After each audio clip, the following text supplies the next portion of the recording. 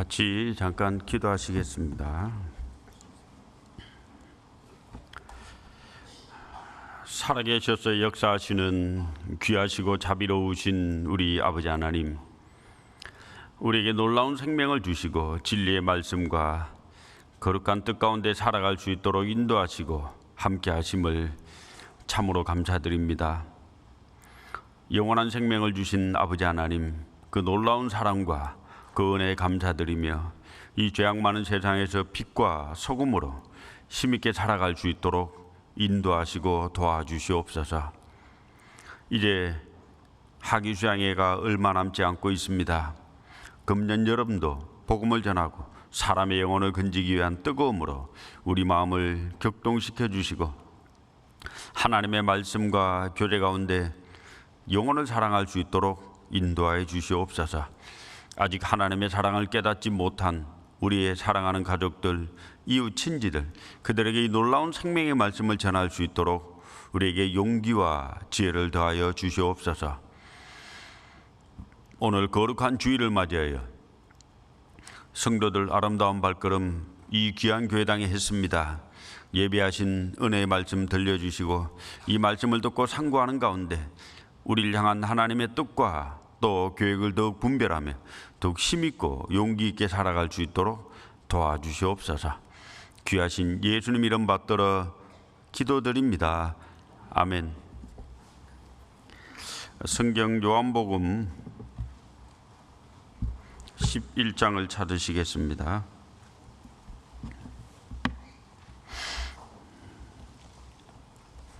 요한복음 11장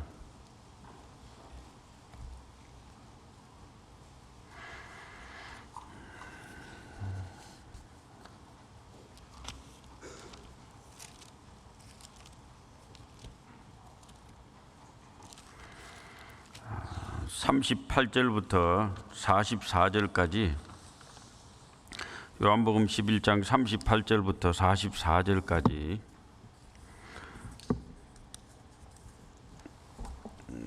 같이 한번 천천히 읽어보시겠습니다.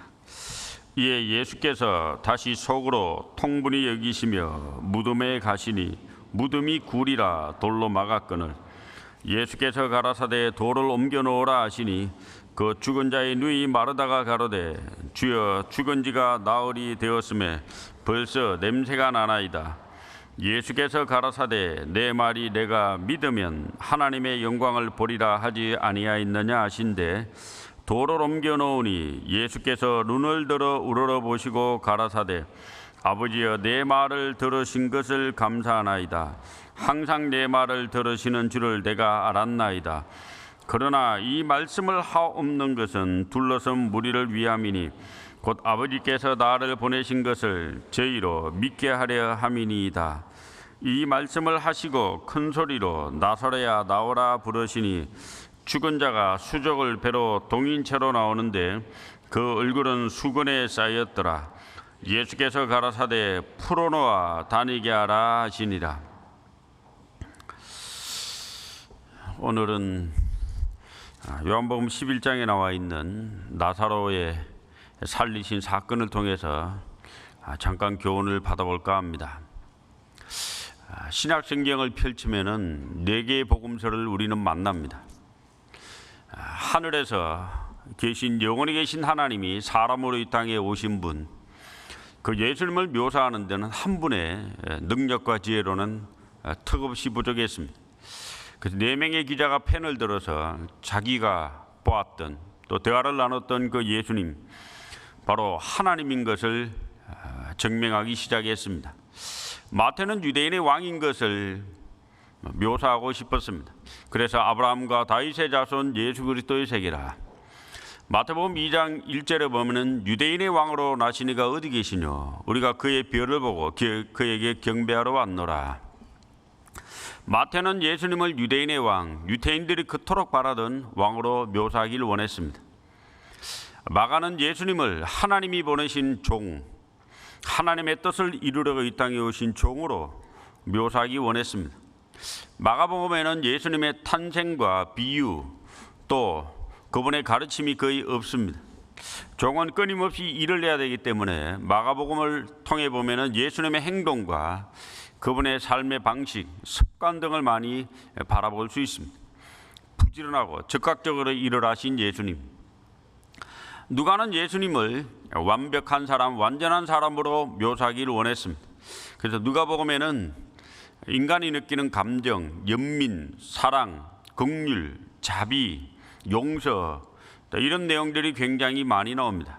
특별히 누가복음에는 여인에 관한 묘사가 많이 나옵니다. 예수님은 힘없고 가난하고 소외된 그 당시의 여인들을 불쌍히 여기고 그들에게 많은 은혜를 베푼 사건이 나옵니다. 완전한 사람. 오늘 배우려고 하는 요한복음은 예수님을 완벽한 하나님, 하늘에서 내려오신 하나님으로 요한은 묘사하기 원했습니다. 그래서 예수님의 시작을 영원 전부터 계신 창조주 하나님임을 묘사합니다. 태초에 말씀이 계시니라. 이 말씀이 하나님과 함께 계셨으니 이 말씀은 곧 하나님이시라. 그 말씀이 육신이 되어 우리 가운데 거하심에 우리가 그 영광을 보니 아버지의 독생자의 영광이요 은혜와 진리가 충만하더라. 영원에 계신 하나님이 사람으로 이 땅에 오신 분이 예수님이다. 그걸 요한은 묘사하고 싶었습니다. 요한복음 1장 1절부터 요한복음 21장 끝절까지 요한은 매 장마다 완전하신 하나님, 영원하신 하나님이 사람이 되었음을 요한복음을 통해 우리에게 가르치고 있습니다. 예수님은 왕이셨으며 동시에 종이었고 사람이었으며 동시에 하나님이신 100% 사람이자 100% 하나님이신 놀라운 분입니다. 마태마가 누가복음을 공관복음이라고 합니다. 같은 관점에서 기록했다. 예수님이 이 땅에서 어떤 일을 하셨는가, 일의 목적과 이 관점을 두고 기록했기 때문에 마태마가 누가복음은 비슷한 것이 많습니다. 요한복음은 좀 다른 복음입니다. 요한복음은 예수님의 일의 관점이 있는 것이 아니라 예수님의 신분, 누구신가의 관점을 두고 기록한 책입니다. 공관복음에는 예수님의 탄생과 생애, 인생, 여행, 또 가르침, 비유, 체포 이런 많은 땅에 있는 일들이 많이 기록되어 있는데 요한복음에는 예수님의 탄생이 없습니다. 하나님이기 때문에. 그리고 마귀로부터의 시험, 침례, 변화산에서는 변화, 그리스도의 여행, 겟세마네 동산에서의 고뇌, 성천, 비유 등이 거의 없는 책이 요한복음입니다. 마태는 예수님을 유대인의 왕이기 때문에 아브라함으로부터 시작을 하고 마가는 종이기 때문에 시작이 없습니다. 누가는 예수님이 완전한 사람이기 때문에 아담으로부터 시작을 하고 요한은 영원하신 하나님, 선지하셨던 모든 만물보다 이전에 계셨던 태초에 말씀이 계시니라. 그 말씀으로 계셨던 하나님이 바로 예수님이심을 요한은 기록을 합니다. 요한복음은 2000년 기독교 역사에 예수님의 신성을 가장 아름다운 언어로 표현한 놀라운 책입니다. 요한복음 21장의 메시지는 비교적 단순합니다. 영원하신 하나님이 사람이 되었다는 겁니다. 베들레헴 짐승 구유에 탄생하신 분, 나사렛 목수 집안에 30년간 사셨던 분, 그리고 가버나움에서 3년 반 사회 가셨던 분, 가난하고 무식한 제자 12명을 데리고 많은 이적과 기적을 행하셨지만은 결국 동족 유대인의 모함을 받아 로마인의 손을 빌어 죽은 그 청년 예수가 바로 영원하신 하나님이었다는 것을 요한은 가르치고 싶었습니다. 성경의 모든 66권 중에 예수님의 신성의 위대함을 가장 아름다운 단어로 표현하고 있는 것이 요한복음입니다. 많은 성경 본문을 가지고 설교를 합니다마는 요한복음의 성경 본문은 심오하기 이를 데가 없고 가슴을 울리고 끝없는 여운과 삶에 영향을 미치는 책임이 틀림없습니다. 영원하신 하나님이 왜 낮고 낮은 사람이 되었는가? 그것은 바로 사람을 구원해서 영원한 천국에 데려가려고. 요한복음은 사랑의 편지입니다. 하나님이 얼마나 사람을 사랑했으면 사람이 되었을까? 그 사랑의 편지가 요한복음입니다. 신약과 구약의 성경의 초점은 오로지 예수 그리스도 한 분입니다. 구약은 예수님이 이 땅에 오실 거다. 신약은 예수님이 이 땅에 오셔서 우리를 구원한 일을 완성했다는 것을 가리키고 있습니다. 신구약 성경의 핵심 주제가 예수님이기 때문에 예수님을 가장 잘 묘사하고 있는 복음서가 성경의 가장 핵심적 책일 수밖에 없습니다. 그 중에서도 바로 하나님이 사람이 되었다고 하는 바로 하나님 자체를 설명하고 있는 요한복음은 성경 66권 중에 가장 놀랍고도 가장 중요한 책입니다. 하나님이 사람이 되었기 때문에 요한복음은 우리에게 믿음의 결단을 촉구합니다. 저를 믿는 자는 심판을 받지 아니하는 것이요 저를 믿지 아니하는 자는 하나님의 독생자 이름을 믿지 아니함으로 벌써 심판을 받은 것이라. 믿어 영원한 생명을 얻을 것인지 믿지 않아 심판을 받을 것인지 결단을 촉구하고 있는 놀라운 책 요한복음.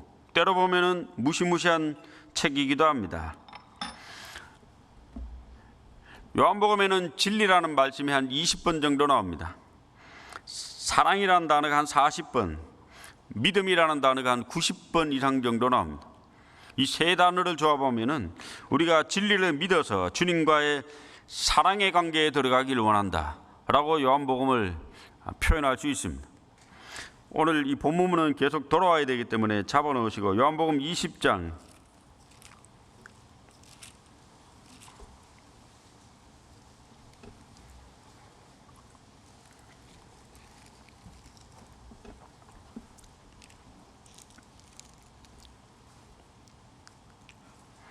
31절 같이 읽어보시겠습니다. 오직 이것을 기록함은 너희로 예수께서 하나님의 아들 그리스도이심을 믿게 하려 하며 또 너희로 믿어 그 이름을 힘입어 생명을 얻게 하려 함이니라. 요한복음은 사람의 영혼을 구원하기 위해서 기록된 책입니다. 사람의 영혼이 구원을 받기 위해서는 구원자 예수님을 만나야 됩니다. 그 하나님이라는 걸 믿어야 됩니다. 하늘에서 내려오신 하나님이심을. 우린 복음이라는 걸 듣습니다. 복음에는 핵심 메시지가 세 가지가 있습니다. 복음의 내용. 첫째는 예수 자체가 복음입니다. 왜냐하면 예수가 하나님의 아들이기 때문에, 아니 신성을 입으신 하나님이기 때문에 예수님 자체가 우리에게 복음입니다. 우리 모두 다 아담 후손으로 누구의 죄를 대신해 죽어줄 구원자가 없는데 하나님이 사람으로 이 땅에 오신 분, 그분 자체가 우리에게 놀라운 복음이에요. 또 하나는 예수님이 하신 일이 복음입니다. 십자가에 죽고 부활하신 사건, 우리 죄를 위해 십자가에 죽고 부활하셨습니다. 하신 일이 복음이고, 또 하나는 그 일로 말미암아 이루신 역사가 복음입니다. 영원한 속죄. 하나님의 아들 예수님이 이 땅에 오셔서 십자가 못 박혀 죽고 부활하심으로 우리 죄를 영원히 용서하셨다가 복음의 핵심 메시지입니다. 그 중에 가장 핵심은 예수가 바로 신이라는 겁니다. 요한복음 1장부터 21장까지 매 장마다 신성의 하나님이심을, 예수는 육체를 입으신 하나님이심을 우리에게 가르치고 있습니다. 100% 사람이자 100% 하나님이신 이분. 출애굽기 3장에 모세가 하나님의 이름을 묻습니다. 그때 하나님의 대답은 나는 스스로 있는 자리라. I am who I am. 요한복음에는 7번의 I am이 나옵니다. 나는 나다. 하나님만 이야기할 수 있는 자신의 선포를 7번 하고 있습니다. 요한복음 6장 35절에 보면은 나는 생명의 떡이다. 8장 12절에 보면은 나는 세상의 빛이다. 10장 7절에 보면은 나는 양의 문이다. 11절에 보면은 나는 선한 목자다. 11장 25절에 보면은 나는 부활이요 생명이다. 14장 6절에 보면은 인류 역사상 가장 엄청난 선언을 하셨습니다. 내가 곧 길이요 진리요 생명이다. 그리고 15장 1절에 보면은 나는 참 포도나무다. 7번에 바로 자신이 하나님이심을 유대인들에게 또 온 세상에 선포하고 있는 책이 요한복음입니다. 마태마가 누가복음에는 기적이 한 20번에서 한두 번 정도 나옵니다. 근데 요한복음에는 딱 8개의 기적만 나옵니다. 요한은 이 성경을 기록함에 있어서 예수님의 신성을 증명하기 위해서 특별히 8개의 기적만 취사 선택해서 기록을 하고 있습니다. 바로 이분이 바로 하나님이심을, 그리고 하나님이 사람으로 오신 뚜렷한 목적과 이유를 설명하기 위해서 8개의 기적만 추려서 요한복음에 기록되어 있습니다. 요한복음 2장에 물로 포도주로 만든 기적, 그것은 바로 사람의 인생, 죄와 어두움, 고통과 시름밖에 없는 인생에 기쁨과 즐거움을 주기 위해서 오신 분이다. 요한복음 4장에 왕의 신하의 아들이 낳는 기적, 고통과 시련에 정말 우리에게 영원한 구원의 기회를 주기 위해서 오신 분이다. 요한복음 4장에 왕의 신하의 아들이 낳는 기적을 보면은 그 말씀으로 왕의 신하의 아들이 낳을 뿐 아니라 온 가족이 구원을 받아요. 한 가정에 한 사람이 고통과 시련이 있는 것은 그 사람을 영원한 생명의 길로, 구원의 길로 인도하고 하기 위한 하나님의 놀라운 섭리일 때가 많습니다. 요한복음 5장의 베데스다 연못가에 38년 된 병자가 벌떡 일어나서 걸어가는 기적, 요한복음 6장의 오병이어의 기적, 그리고 갈릴리 호수 위를 걸으시는 기적, 요한복음 9장의 실로암 연못가에 소경이 눈뜬 기적, 11장에 오늘 배우는 이 놀라운 기적은 죽은 지 나흘 된 나사로가 살아난 기적, 오늘 배우는 이 기적은 예수님의 신성을 증명하는 가장 놀랍고도 가장 확실한 사건입니다. 사복음서 중에 사도 요한만 유일하게 기록하고 있는 이 기적, 그리고 요한복음 21장에 갈릴리 호숫가에서 물고기 153마리를 잡는 기적, 8개의 기적을 사도 요한은 취사 선택에서 기록을 하고 있습니다. 요한복음 11장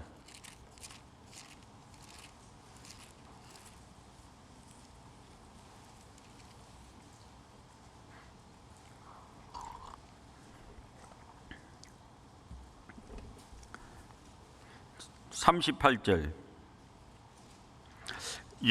예수께서 다시 속으로 통분히 여기시며 무덤에 가시니 무덤이 굴이라 돌로 막았거늘 예수께서 가라사대 돌을 옮겨 놓으라 하시니 그 죽은 자의 누이 마르다가 가로되 주여 죽은 지가 나흘이 되었음에 벌써 냄새가 나나이다. 요한복음에만 기록된 유일한 사건입니다. 예수님이 신성의 하나님이심을 설명하고 있는 놀라운 기적입니다. 목소리 한마디로 나사로야 나오라, 그 단 한마디로 죽은 지 나흘 된 사람 영혼이 육체로 빠져나와서 저 영원한 세계로 이미 갔어요. 이미 영원한 세계로 간 나사로의 영혼이 그 말씀 한마디로 영원 세계에서 다시 육체로 쑥 돌아와 버렸습니다. 그 엄청난 이적을 행할 수 있는 분은 저 영의 세계와 육체의 세계를 둘 다를 주관할 수 있는 하나님밖에 안 계세요. 하나님만 죽은 지 나흘 된 사람을 말씀 한마디로 살릴 수 있습니다.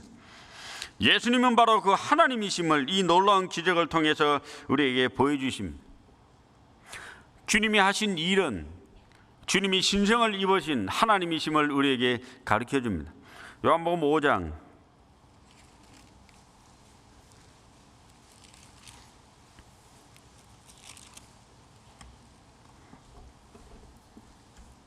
36절,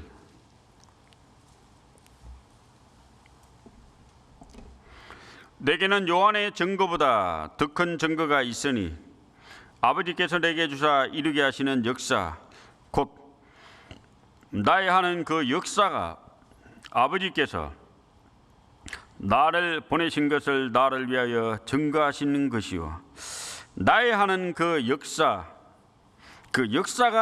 아버지께서 나를 보내신 것을 나를 위하여 증거하는 것이다. 나의 하는 그 역사가 내가 하늘로부터 내려왔다는 것을 증거하는 것이다. 죽은 지 나흘 된 나사로를 말씀 한마디로 살리신 이 기적은 예수님이 하늘로부터 내려오셨다는 것을 우리에게 증거해 보여주는 겁니다. 예수님의 신성을 증명하기 위한 가장 확실하고도 가장 명확한 기적, 바로 나사로의 부활입니다. 죽은 자가 살아난 사건은 성경에 총 8번 나옵니다. 열왕기상 17장에 보면은 엘리야 선지자가 사라밧 고아브의 아들을 살린 사건이 인류 최초로 나옵니다. 그리고 열왕기하 4장에 보면 엘리사 선지자가 수넴 여자의 아들을 살린 사건이 나옵니다. 열왕기하 13장에 보면은 엘리사가 죽어서 시체가 뒤에 있는데 모압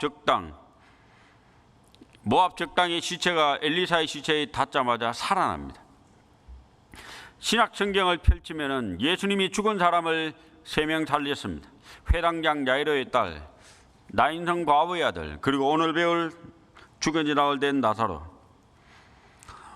사도행전 9장에 보면은 베드로도 죽은 사람을 살렸습니다. 다비다라는 여자를 살립니다. 사도행전 20장에 보면은 사도 바울도 죽은 사람을 1명 살렸습니다. 유두고라는 청년. 바울이 그날 설교를 너무 길게 했어요. 안식일 다음 날 말씀을 들으려고 모이는데 이렇게 모였습니다. 말을 밤중까지 했습니다.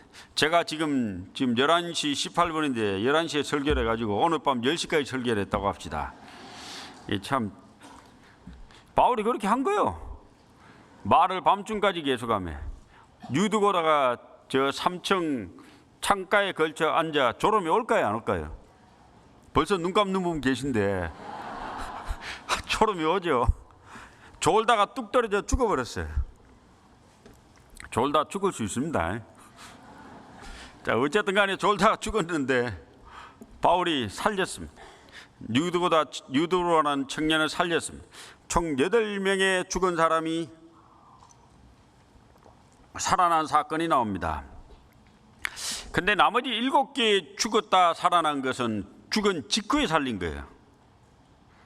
죽은 직후에, 그날에 살린 거예요. 근데 이 죽은 지 나흘 된 나사로는 죽은 지 나흘이 돼가지고 송장 썩는, 시체 썩는 냄새가 이미 나는 사람, 이건 확실히 죽은 사람입니다. 주변 사람에게 이미 죽었다고 다 이제 소문도 나고 장례도 다 이제 치렀습니다. 근데 썩어 송장 썩는 냄새가 나는 이 나사로 살린 것은 이 엄청난 사건입니다. 이 나사로를 살린 사건은 예수님이 왜 이 땅에 오셨는가? 이분은 성육신하신 하나님이신데, 말씀이 육신이 되어 이 땅에 오신 분인데 왜 이분이 이 땅에 오셨는가를 설명하고 있는, 가장 잘 설명하고 있는 놀라운 사건입니다. 예수님은 이 땅에 사람들에게 선을 베푸고 착한 일을 하러 오신 분이 아닙니다. 인간의 복잡한 육신적인 문제를 해결하려고 오신 분도 아닙니다. 이 모순덩어리의 사회를 계획하고 이 국가를 전복해서 새로운 유토피아를 만들려고 오신 분도 아닙니다. 바로 사람에게, 죽어 있는 사람에게 영원한 생명을 주러 오신 분임을 설명하고 있는 것이 이 죽은 지 나흘 된 나사로 사건입니다. 내가 온 것은 양으로 생명을 얻게 하고 더 풍성히 얻게 하려 합니다. 이 생명을 얻게 하려고, 영원한 생명을 얻게 하려고. 그래서 요한복음 1장 4절에 보면 그 안에 생명이 있었으니 이 생명은 사람들의 빛이라. 생명과 빛이 있는 그분, 우리에게 영원한 생명을 주러 오셨습니다. 요한일서 2장 25절에 보면은 그가 우리에게 약속하신 약속이 이것이니 곧 영원한 생명이니라. 성경 구약과 신약을 통해서 하나님은 우리에게 영원한 생명을 약속하셨고, 약속된 사람 예수님은 바로 십자가에 죽고 부활하심으로 영원한 생명을 우리에게 주셨습니다. 진리 깨달은 우리는 영원한 생명을 소유하고 살아가는 놀라운 존재들입니다. 요한복음 11장 1절,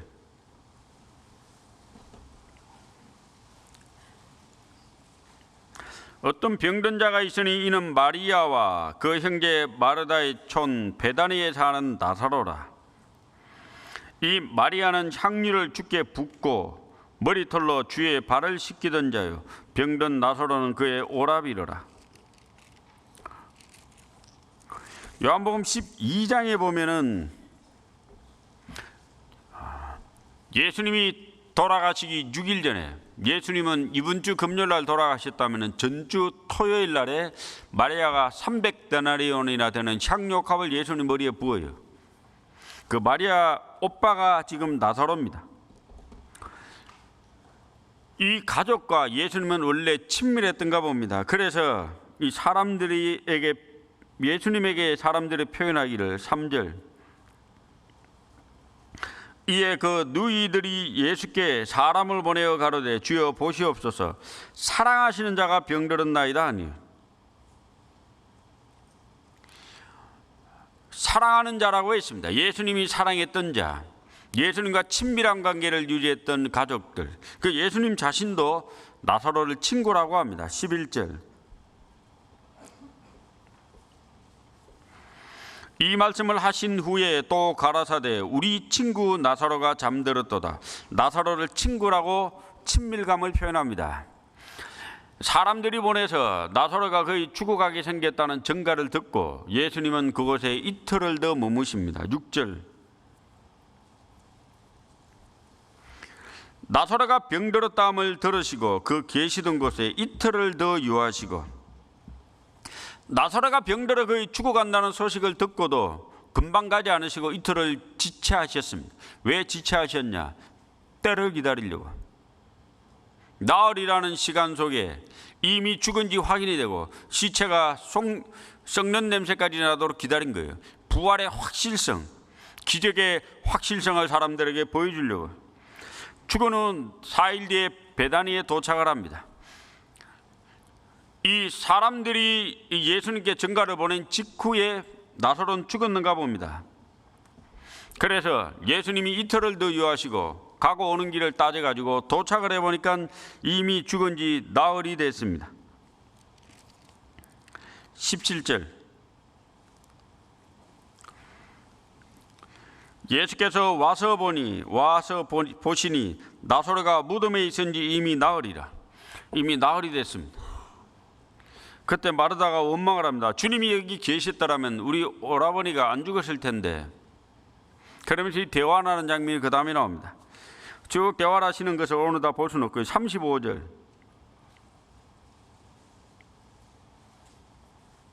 같이 읽어보겠습니다. 예수께서 눈물을 흘리시더라. 나사로 무덤 앞에 예수님은 눈물을 흘리셨습니다. 신약성경 사복음서를 쭉 그리고 신약성경 전체를 보면은 예수님이 웃었다라는 구절은 없어요. 웃었다라는 구절은 없고 눈물을 흘렸다, 울었다라는 구절은 3번 나옵니다. 여기 나사로 무덤 앞에서 우셨습니다. 그리고 곧 멸망할 예루살렘 성을 보시고 누가복음 19장 41절에 보면은 감람산에서 성을 보시고 우셨어요. 그리고 히브리서 5장 7절에 보면은 겟세마네 동산에서 기도하실 때 심한 통곡과 눈물로 간구와 소원을 흘렸다고 히브리 기자는 기록을 합니다. 나사로 무덤 앞에서 예루살렘 성을 보시고 그리고 겟세마네 동산에서 3번 우셨습니다. 이 구절은 35절 구절은 성경 전체 중에 영어 성경을 놓고 보면 가장 짧은 구절입니다. 딱 2단어밖에 없습니다. Jesus wept. 예수님이 눈물을, 우리말로는 예수께서 눈물을 흘리시다 길잖아요. 근데 영어 성경에는 Jesus wept 딱 2단어거든요. 가장 짧은 단어로 기록된 한 소절입니다. 이제 예수님은 눈물을 흘리셨고 이제 어떤 이적을 행하려고 하십니다. 왜 눈물을 흘렸을까요? 잘못 읽으면 나사로가 죽었기 때문에 눈물을 흘렸는가? 나사로가 살립니다. 나사로 때문에 눈물을 흘릴 일 없어요. 그거 살아나는데 뭐. 누구 때문에 눈물을 흘렸을까요? 죽은 지 나흘 된 나사로는 모든 인류를 대표하는 존재입니다. 그 옆에 죽은 지 나흘 된 나사로를 위해서 울어주러 왔던 사람들, 그들도 이미 영원히 죽은 사람이에요. 나사로는 육체까지 죽었지만 옆에 있는 모든 사람들도 영원히 죽은 존재입니다. 범죄하는 그 영혼은 죽으리라. 한 사람으로 말미암아 죄가 세상에 들어오고 죄로 말미암아 사망이 왔나니 이와 같이 모든 사람이 죄를 범하였고 그 모든 사람이 죽은 겁니다. 사망이 모든 사람에게 이르렀느니라. 이 죽은 지 나흘 된 나사로는 모든 인류를 대표하는 놀라운 존재입니다. 이미 영원히 죽어 하나님과의 교통이 끊어진 모든 인류를 보시고 주님은 눈물을 흘리신 것 같습니다. 39절부터 44절까지 예수님은 죽은 지 나흘 된 나사로를 살릴 때 한마디만 하시면 됩니다. 어떤 한마디? 나사로야 나오라 한마디 하시면 되는데 예수님은 5마디 말씀을 하십니다. 나사로를 살리기 위해서 주님이 5번 말씀하십니다. 39절 제일 첫 번째 말씀, 예수께서 가라사대 돌을 옮겨 놓으라. 첫 번째 말씀은 돌을 옮겨 놓으라는 말씀입니다. 두 번째 40절. 예수께서 가라사대 내 말이 내가 믿으면 하나님의 영광을 보리라 하지 아니하였느냐. 거기 둘러 있는 사람, 특히 마르다에게 믿음을 이야기합니다. 믿으면 영광을 본다 했는데 마르다는 아직 믿음이 없어요. 첫 번째, 사람들에게 일을 할 것을 명령합니다. 돌을 옮겨 놓으라. 두 번째, 믿으면 영광을 보리라 하지 아니하였느냐. 세 번째, 41절. 돌을 옮겨 놓으니 예수께서 눈을 들어 우러러보시고 가라사대. 그 다음부터 42절까지 같이 읽어보겠습니다. 아버지여, 내 말을 들으신 것을 감사하나이다. 항상 내 말을 들으시는 줄을 내가 알았나이다. 그러나 이 말씀 없는 것은 둘러선 무리를 위함이니 곧 아버지께서 나를 보내신 것을 저희로 믿게 하려 함이니이다. 기적을 행하시기 전에 아버지 하나님께 기도합니다. 아버지 하나님이 예수의 말씀을 들을 것을 사람들에게 공포합니다. 그리고 이 예수의 이 능력이 하늘로부터 내려온 것을 이야기합니다. 그리고 예수님이 바로 하늘에서 내려오신 놀라운 분임을 선포하기 위해서, 가르쳐주기 위해서 이 기도를 합니다. 자신의 능력과 지혜로 이 일을 하지 않음을, 하나님이 나의 기도를 들으심을, 그리고 내가 하늘로부터 내려온 사람임을, 그리고 말씀으로 모든 걸 치유하는 그 예수님의 능력을 사람들에게 가르쳐주고 싶어서, 아버지와 나는 연결되어 있는 사람이라는 것을, 아버지의 명령을 수행하는 순종하는 사람이라는 것을, 또 하나님의 능력으로 이 일을 행한다는 것을, 나는 하늘로 내려온 신성의 놀라운 분임을 사람들에게 이 기도를 통해 선포합니다. 그리고 제일 중요한 단어를 43절을 이야기합니다. 같이 읽어보겠습니다. 이 말씀을 하시고 큰 소리로 나사로야 나오라 부르시니. 앞뒤에 여러 가지 많은 말씀을 하셨지만 이 한마디면 충분합니다. 그 무덤 앞에 가서 나사로야 나오라 말씀 한마디면 되는데, 그 말씀 한마디 이전에 앞뒤에 여러 가지 많은 말씀을 하신 것은 중요한 이유와 목적이 있어서 그렇습니다. 나사로야 나오라 말씀 한마디에 죽은 지 나흘 된 나사로가 탁 살아났습니다. 배를 칭칭 돌리고 나왔습니다. 그냥 나와라 했으면 어떻게 됐을까요? 그 무덤 안에 있는 모든 시체들이 다 살아나가지고 강시영화를 봤겠죠. 근데 나사로만 나오면 됩니다. 나사로야 나오라. 이건 보통 역사가, 보통 사건이 아닙니다. 죽은 지 나흘 된 사람이 살아나다니, 이 말씀 한마디로 이분은 바로 사람의 영혼과 영원한 세계를 주관하고 있는 하나님이십니다. 그리고 다섯 번째 말씀 44절. 죽은 자가 수족을 배로 동인 채로 나오는데 그 얼굴은 수건에 쌓였더라. 그 다음에 같이 읽어보겠습니다. 예수께서 가라사대 풀어놓아 다니게 하라 하시니라. 마지막 말씀이 풀어놓아 다니게 하라. 자, 사람들에게 명령을 합니다. 돌을 옮겨 놓으라. 그리고 풀어놓아 다니게 하라. 돌을 옮기는 것도 사람이 해야 되고 풀어놓아 다니는 것도 사람이 해야 됩니다. 예수님이 하실 일은 나사로야 나오라 말씀 한마디예요. 죽은 영혼을 살리는 것은 예수님이 하셨지만은 죽은 영혼 살리기 전에 사람들이 해야 될 일이 있습니다. 무덤을 가로막았던 돌을 사람이 옮겨야 돼요. 그리고 살아난 나사로 몸이 칭칭 감아져 있는데 그걸 푸는 것도 사람이 해야 됩니다. 중요한 교훈을 우리에게 가르쳐 줍니다. 39절. 예수께서 가라사대 돌을 옮겨 놓으라.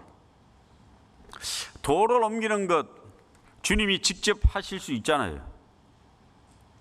우주 만물을 창조한 분인데 뭐 눈빛만 찌릿 발사해도 돌이 뒤로 옮겨갈 겁니다. 이렇게 하면. 근데 왜 그렇게 하지 않으셨을까요? 죽은 지 나흘 된 나사로를 살리는 것은 주님만 하실 수 있는, 사람의 영혼을 살리는 것은 주님만 하실 수 있습니다. 우리가 성경 강연할 때 많은 분들이 사람을 인도해서 이 자리에 모시고 옵니다. 강사는 정말 열심을 다해 하나님의 말씀을 대변하고 전합니다. 밥도 하고 청소도 하고 찬양도 하고 안내도 하고 많은 물질과 돈이 들어갑니다. 근데 문제는 사람의 영혼이 살아나는 것은 하나님만 하시는 거잖아요. 성령께서 그 마음에 들어와 깨닫게 해주셔야 됩니다. 저도 목회하면서 어떨 때는 아무리 성경 강연하고 말씀을 전해도 한 사람 구원받기가 어려운 때가 있더라고요. 돌이켜 생각해 보니 구원의 능력은 하나님께 있다는 것을 저에게 절실히 깨닫게 하시는 하나님의 역사였습니다. 인간의 노력과 수고로, 인간의 지혜로 아무래도 한 사람의 영혼이 살아남지 못 산다는 걸 하나님은 저에게 깨닫게 해주셨습니다. 바로 영혼이 구원을 받는 것은 오로지 하나님의 능력에 100%에 달려 있는데, 문제는 그 앞뒤로 우리가 해야 될 일이 있어요. 우리는 무덤이라는 것은 땅을 파고 시신을 땅에 묻습니다. 이스라엘의 무덤은 굴을 내고, 이렇게 산에 굴을 내고 굴 안쪽부터 시신을 뉘어 옵니다. 그리고 굴 입구를 큰 돌로 굴려 막습니다. 이제 새로운 사람이 죽었습니다. 그러면 굴 입구로 막았던 돌을 굴러서 제일 최근에 죽은 사람을 제일 앞쪽에다 묻습니다. 그 안쪽에는 죽은 조상들의 시신이 쫙 있습니다. 이제 죽은 지 나흘 된 나사로를 살림에 있어서 주님은 돌도 본인이 직접 옮길 수 있을 텐데 사람으로 하여금 믿음의 역사에 동참을 요구하십니다. 사람의 순종을 요구하십니다. 사람의 할 일을 우리에게 지정해 주셨어요. 돌을 옮겨 놓으라. 요한복음은 신생의 하나님을 우리에게 가르쳐주고 있는데, 이 예수님이 기적을 행하실 때 요한복음 8개 기적 거의 다가 사람에게 어떤 할 일을 주세요. 하나님이신 이분이 모든 걸 혼자 다 하시지 않으시고 사람에게 어떤 할 일을 주시고 사람의 순종과 믿음을 요구하십니다. 잡아놓으셨죠? 여기는 요한복음 2장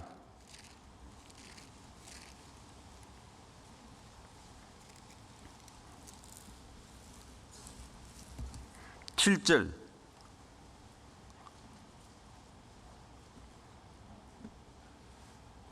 요한복음 2장 7절. 예수께서 저희에게 이르시되 항아리에 물을 채우라 하신즉 아구까지 채우니 이제는 떠서 연회장에게 갖다 주라 하시매 갖다 주었더니 연회장은 물로 된 포도주를 맛보고. 요한복음 2장에 나와 있는 첫 번째 기적입니다. 예수님이 잔치집에 갔는데 잔치집에 손님이 많이 왔든지 아니면 포도주를 적게 준비했든지 잔치에 포도주가 떨어졌습니다. 이제 곤란한 일이 생겼습니다. 마침 뒤쪽에 이 돌 항아리 6이 있습니다. 물이 채워지지 않았던가 봅니다. 예수님이 사람들에게 명령을 합니다. 항아리에 물을 채우라. 자, 물을 채우는 것은 예수님이 직접 하실 수 있어요, 없어요? 할 수 있잖아요. 눈만 떡 하면 항아리에 물 채워질 거 아니에요. 근데 항아리에 물을 채우는 것을 사람에게 이야기합니다. 사람의 순종과 믿음을 요구합니다. 자기 앞에 있는 예수님이 무엇인가 하실 수 있는 분임을 믿어야 돼요. 물을 갑자기 왜 채워? 지금 포도주가 모자란데. 근데 이 하인들은 순종했습니다. 항아리에 물을 가득 채웠습니다. 그리고 예수님이 또 명령합니다. 물을 떠서 연회장에게 갖다 주라. 물을 떴습니다. 연회장에게 갖다 주니까 연회장은 잔치를 주관하고 있는 장입니다. 갖다 주니까 포도주가 됐습니다. 연회장이 포도주를 맛보고 와, 맛있다 그럽니다. 자, 물 떠온 하인들은 알았습니다. 이 물이 포도주가 된 것을 알았습니다. 그들의 순종과 믿음을 주님은 요구하십니다. 물을 채우는 것도, 물을 떠다가 연회장에 갖다 주는 것도 하인들이 할 일이에요. 우리의 삶 가운데 어떤 기적과 이적을 바라십니까? 이 항아리는 우리의 마음을 상징할 수 있습니다. 이 항아리의 물은 하나님의 말씀, 성령의 역사를 상징할 수 있습니다. 우리의 육신의 항아리에 하나님의 말씀이 가득 채우는 건 우리 몫이요. 우리가 말씀을 읽고 듣고 보고 외워 이 말씀 가득 하나님의 이 말씀을 가득 채워야 됩니다. 이것이 채워진 말씀이 포도주로 바뀌듯이 우리 인생을 변화시키고 삶의 생각을 바꾸고 가치관을 바꾸고 정말 아름다운 사람으로 고귀한 사람으로 바뀌는 것은 하나님의 역사예요. 이 물로 포도주로 만든 기적에 하인들은 알았습니다. 이분이 놀라운 분임을. 연회장은 몰랐지만 순종한 하인들은 알았습니다. 신앙생활하는 것도 낮은 곳에서 순종하고 낮은 곳에서 겸손히 자기를 묵묵히 하고 그리고 말씀 가운데 최선을 다한 사람은 많은 걸 깨닫습니다. 하나님은 물로 포도주로 만든 이 기적 속에 사람들의 동참 순종을 요구하십니다. 요한복음 9장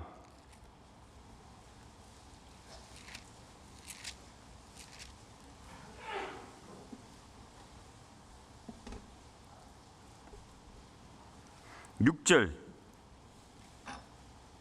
요한복음 9장 6절. 이 말씀을 하시고 땅에 침을 뱉아 진흙을 이겨 그의 눈에 바르시고. 7절, 이르시되 실로암 모세에 가서 씻으라 하시니 실로암은 번역하면 보냄을 받았다는 뜻이라. 이에 가서 씻고 밝은 눈으로 왔더라. 요한복음 9장에 나와 있는 이 실로암 연못가에서 소경 눈을 떠준 사건입니다. 예수님 사복음서 읽어보면요, 소경 눈 뜬 사건은 방법이 다양합니다.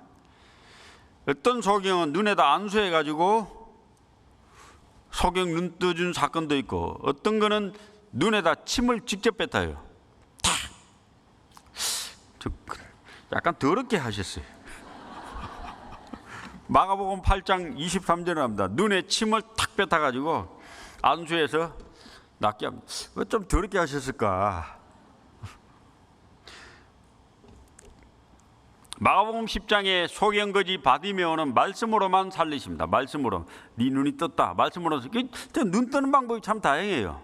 근데 요한복음 9장에 나와 있는 이 눈 뜨는 방법에서 땅에 침을 뱉다 진흙을 이깁니다. 이것도 약간 좀 더럽죠. 땅에 침을 뱉다 진흙을 만듭니다. 그래서 눈에 딱 붙입니다. 그냥 고쳐주면 되실 텐데 실로암 못에 가서 씻으라고 합니다. 사람의 순종과 그 믿음을 요구합니다. 근데 이 소경은 실로암 못에 가서 씻었어요. 보냄을 받았다는 뜻. 보냄을 받은 분이 예수님이잖아요. 이 사람의 순종과 믿음을 요구했습니다. 요한복음 21장 6절에도 보면은 그물을 배의 오른편에 던지라. 오른편에 던지니까 물고기 153마리가 잡혔습니다. 그리고 요한복음 6장에 나와 있는 이 오병이어의 기적, 오병이어의 기적은 사복음서에 다 나와 있는 신약성경 예수님의 기적 중에 단 하나의 유일한 기적이거든요. 사복음서에 다 나와 있는 예수님이 살아생전의 유일한 기적입니다. 보리떡 5개와 물고기 2마리로 5천여 명을 먹이고 남는 게 12바구니 더 거둔 이 기적. 자, 저는 이 오병이어의 기적을 공부하다가 아니 그 조그마한 아이가 바친 거예요. 한번 볼까요? 요한복음 6장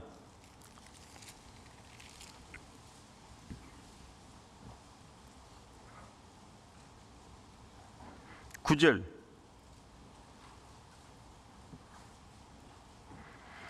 요한복음 6장 9절. 여기 한 아이가 있어 보리떡 5개와 물고기 2마리를 가졌나이다.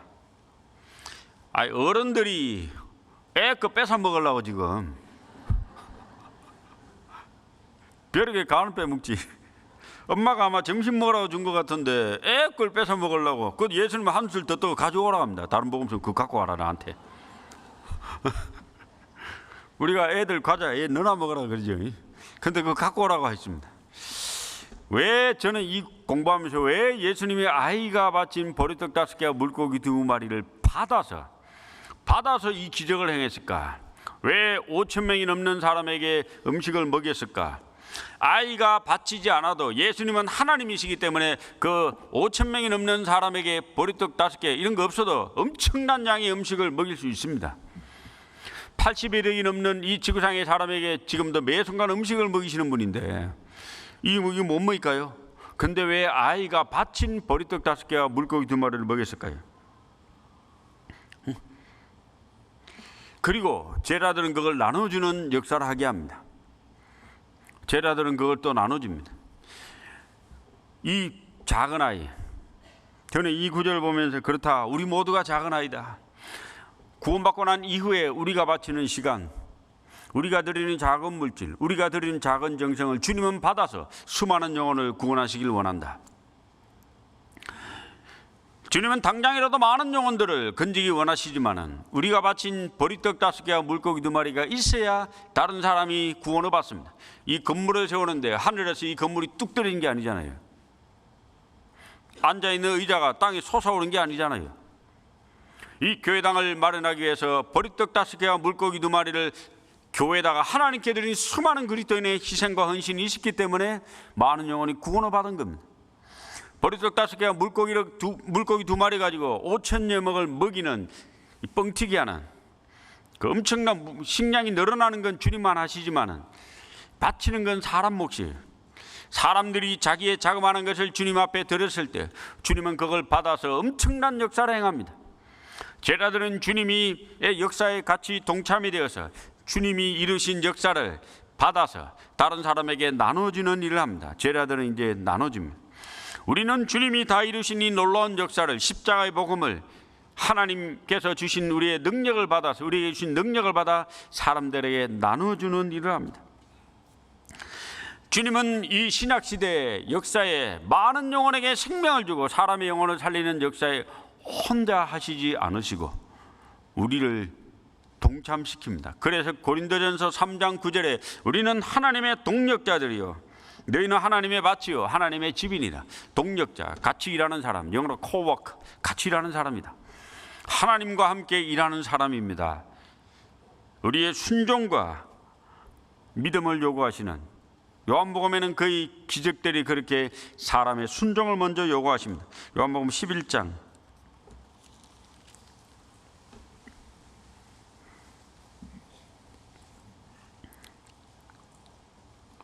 39절 예수께서 가라사대 돌을 옮겨 놓으라. 주님이 죽은 지 나흘 된 나사로를 살려야 되는데 무덤 앞에 큰 돌이 막고 있어요. 그 돌을 옮겨놔야 돼요.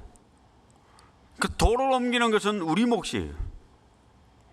이제 다음 달부터 하기수양일에서 많은 영혼, 죽은 지 나흘 된 나사로 같은 수많은 영혼을 살리기 원하는데 먼저는 그 무덤 앞에 막고 있는 돌을 옮겨놔야 돼요. 그래야 주님이 사람의 영혼을 살릴 수 있습니다. 불신의 돌을 우리는 옮겨놔야 됩니다. 믿지 않는 것에 많은 역사를 행치 않거든요. 예수님이 자신이 자란 나사렛, 거기에서는 많은 능력을 행하실 수 없었다고 합니다. 이유는 저희의 믿지 아니함으로. 데살로니가전서 1장 3절에 보면은 믿음의 역사와 믿음이 있는 곳에는 역사가 있습니다. 왜 어떤 지역에는 복음이 전해지고 어떤 지역에는 복음이 안 전해지는가? 어떤 구역은 많은 사람이 구원을 받고 어떤 구역은 잘 안 되는가? 물론 여러 가지 원인과 이유가 있겠지만은 믿음이 있냐 믿음이 없냐, 믿지 아니하는 곳에는 역사를 하실 수가 없었습니다. 우리는 불신의 돌을 좀 옮겨놔야 됩니다. 그리고 게으름의 돌, 게으른 자에게 뭐 이루어지겠어요? 한번 찾아보겠습니다. 잠언 20장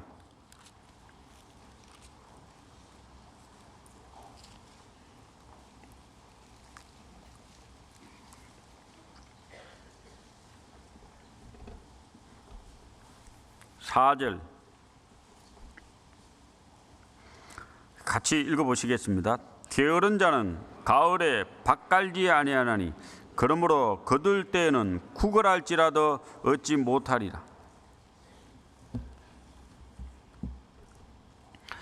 제가 옛날에 이 구절을 읽고 좀 느낀 게 있습니다.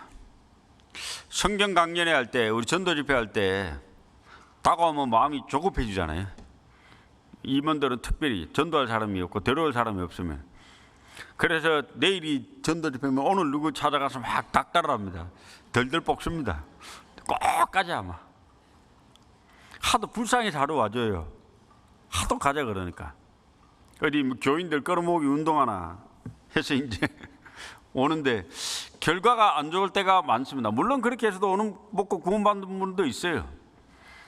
그런데 평소에 가을에 밭을 갈아야 되는데 가을에는 그냥 놔두고 거둘 때 구걸을 하는 거예요. 이 잘 못 얻는 겁니다. 제가 수양회를 이렇게 하면서 벌써 뭐 몇십 년째 수양회 하잖아요. 오래되신 분들은. 수양회는 그냥 갑시다 해가지고 갈 수 있는 그런 류의 행사도, 그런 류의 어떤 장소도 아니잖아요. 수양회를 치르려면은 몇 달 전부터 수고하고 기도하고 노력하고 돈도 모으고 마음도 모으고 계책과 계략을 짜고 사람을 모시고 가기 위한 어떤 많은 준비된 일련의 계획과 또 과정이 있어야 됩니다. 그래야만 이게 한 사람이라도 모시고 가서 효과를 얻습니다. 게으른 자는 가을에 밭 갈지 아니하느니 그러므로 거둘 때는 구걸할지라도 얻지 못하리라. 이게 수양이라고 하는 엄청난 이 역사를 앞에 두고는 미리미리 준비하고 미리미리 부지런히 다녀야 되는데 게을러 가지고는 이 역사가 이루어지지 않죠. 그래서 우리는 주께서 우리 가운데 역사하시기 위해서는 게으름의 도로 옮겨야 됩니다. 또 인색함의 도로 옮겨야 됩니다. 인색한 곳에는 역사가 안 되잖아요. 주라 그래야면 너에게 줄 것이니 곧 후일되어 누르고 흔들어 넘치도록 하여 너에게 안겨주리라. 제가 수양회를 가서 어떤 교회 봉사회장님을 만났습니다. 그 전도가 잘 된다고 이제 약간 소문이 나가지고 궁금해서 물어봤습니다. 아니 그 교회는 어떻게 전도가 그리 잘 된다고 소문이 났던데 어떻게 된 겁니까? 물으니까 그분은 또 우리가 전도를 이럽니까? 그러진 않거든요. 그거 다 헛소문이라고. 우리도 힘들어 죽겠다고. 한 사람 영혼 전도하는 게 얼마나 힘든 줄 아냐고. 그러면서 끝에 힌트를 하나 주더라고요. 목사님, 지갑이 구원을 받으면 좀 늘 겁니다 그러더라고. 지갑이 구원을 받아. 그 좋은 그 단어네. 예? 봉사 임원 모임 할 때 지갑이 구원을 받아 좀 식구가 는답니다 하니까 별로 안 좋아하는 것 같아. 아하 그렇구나 하는데 하여튼 그 많은 돈을 퍼준다는 말은 좀 그렇지만요, 이 베풀고 사람들에게 인심을 하면은 사람들이 온다 이거죠. 선한 일을 행하고 선한 사업에 보하고 나눠주기를 좋아하며 동정하는 자가 되게 하라. 나눠주기를 좋아하며 나눠주고 베푸는 걸 좋아하는 곳에 복음의 역사가 있는 것은 확실한 것입니다. 우린 인색함의 도를 옮겨놔야 됩니다. 그리고 복음은 함께해서 이루어지는 거잖아요.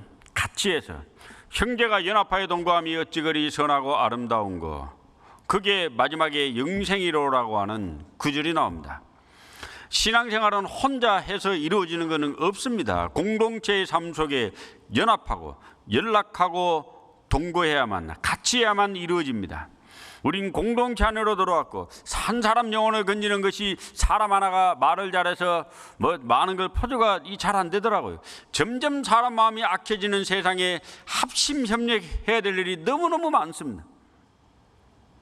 옛날엔 내 하나 잘 나가 사람을 모시고 와가지고 말씀 듣게 하면 구원을 많이 받았는데 이제는 그렇게 되는 분이 점점 줄어가는 것 같아요. 누군가는 더 협력하고 더 마음을 모아야만 한 사람 영혼이 건짐을 받습니다. 함께하는 가운데 공동체의 삶 가운데 구원을 받습니다. 우리는 개인주의라는 도를 옮겨야 됩니다. 인색함의 도를 옮겨야 됩니다. 게으름의 도를 옮겨야 됩니다. 불신의 도를 옮겨야 됩니다. 우리에게 있는 하나님의 역사를 가로막고 있는 그 돌들을 옮겨야 주님이 오늘 나사로야 나오라 명령해서 죽은 지 나흘 된 나사로가 살아날 수 있습니다. 주께서 죽은 지 나흘 된 나사로 살리기 때 제일 먼저 사람들에게 하신 말씀이 돌을 옮겨 놓으랍니다. 요한복음 11장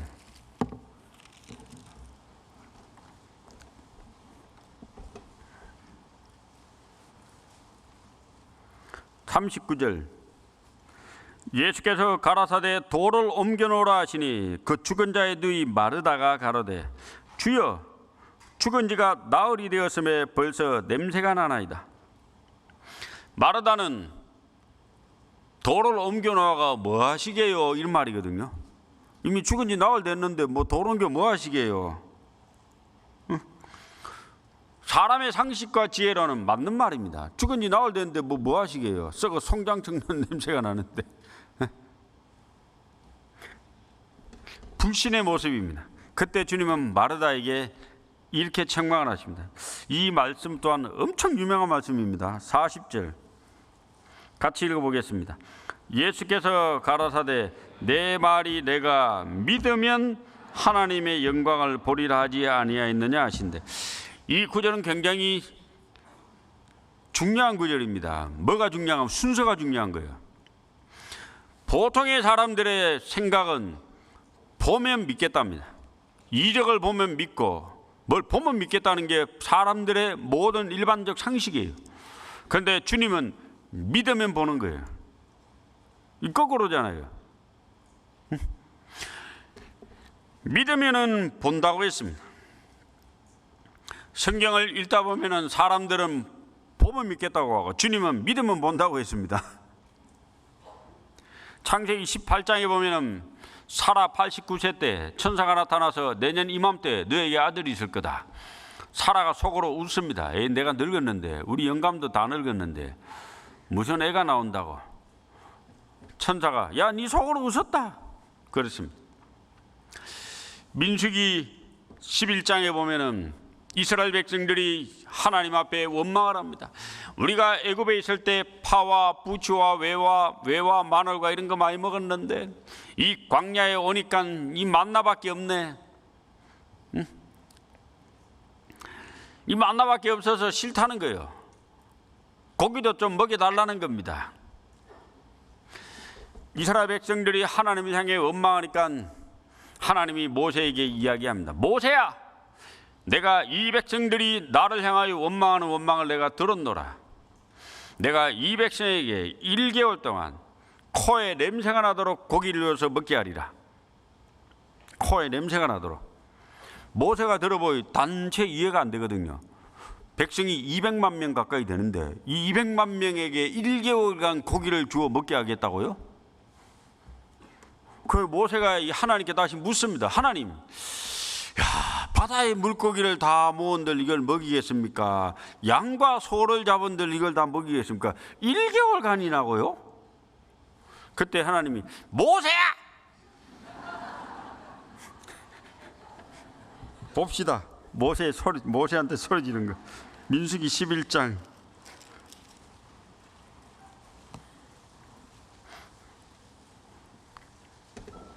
21절.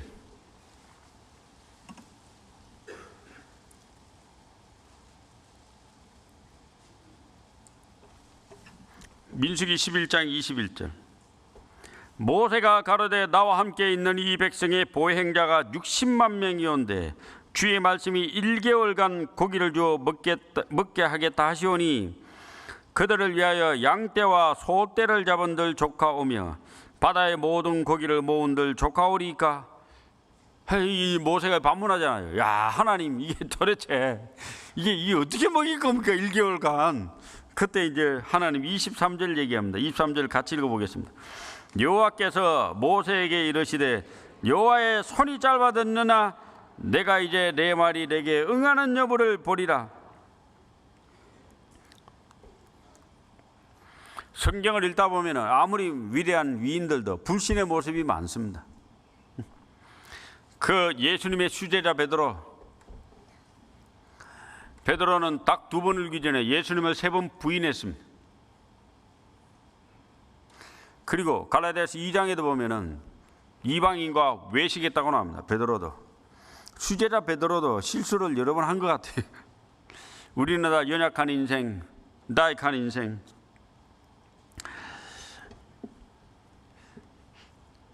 믿으면은 본다고 했습니다.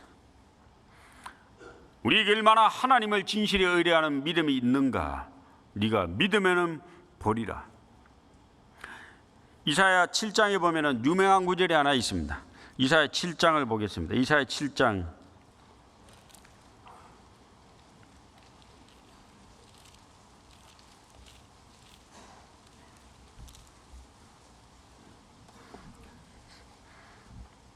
8절.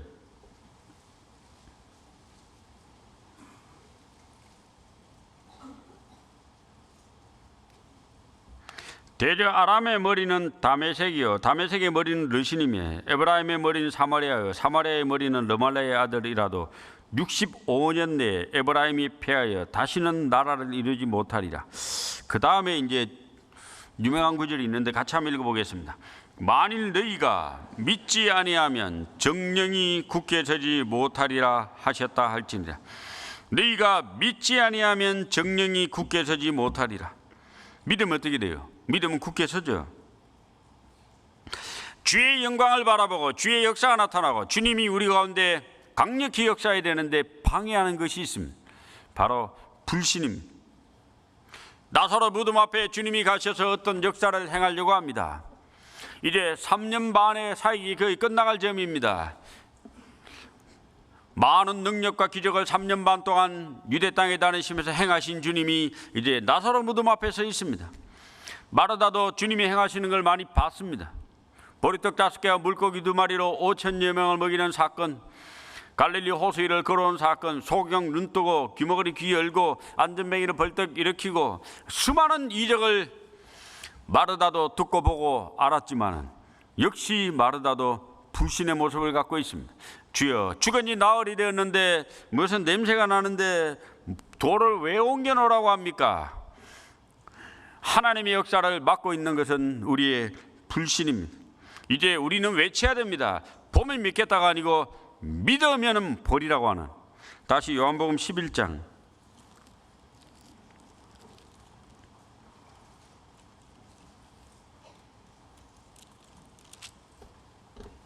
40절.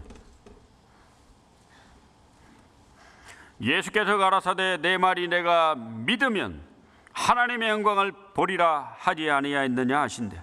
이 유명한 문구를 나사로 무덤 앞에서 이야기합니다. 하박국서 2장 4절에 보면 오직 의인은 믿음으로 말미암아 살리라. 그 믿음이라는 그 짧은 단어가 갈라디아서, 로마서, 그리고 히브리서 3개의 성경을 탄생케 했습니다. 우리에게 하나님은 이야기합니다. 믿음. 네가 나를 진실에 의뢰하느냐? 환경을 따라 좌지우지 될 거냐? 우리는 믿음으로 행하고 보는 것으로 하지 아니함이로다. 창세기 12장에 보면은 아브라함과 아브라함의 조카 롯이 나옵니다.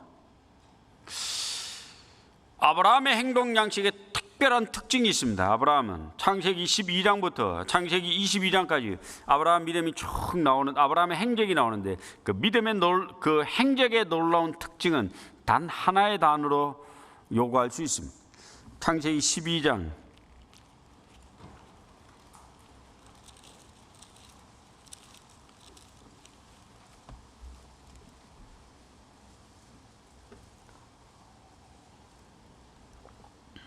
4절.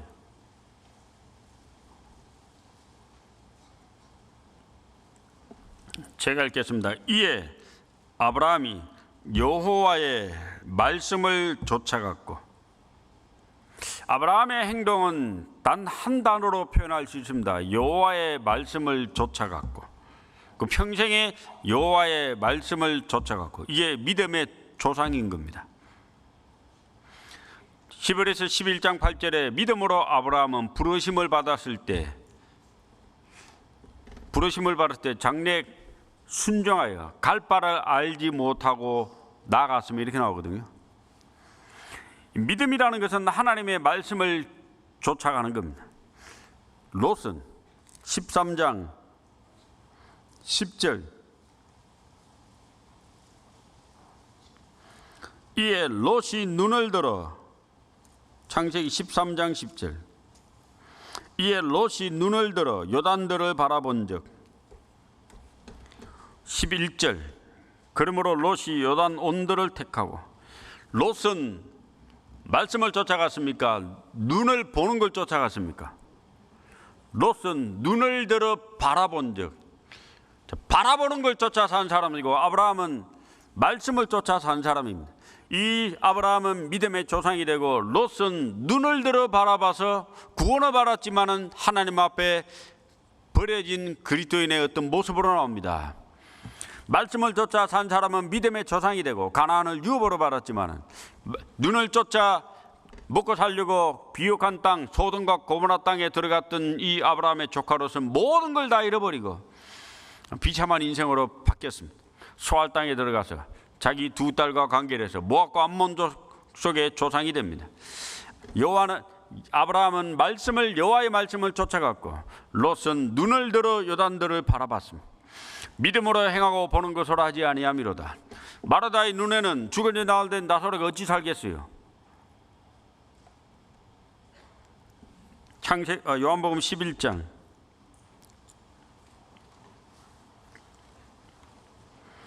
41절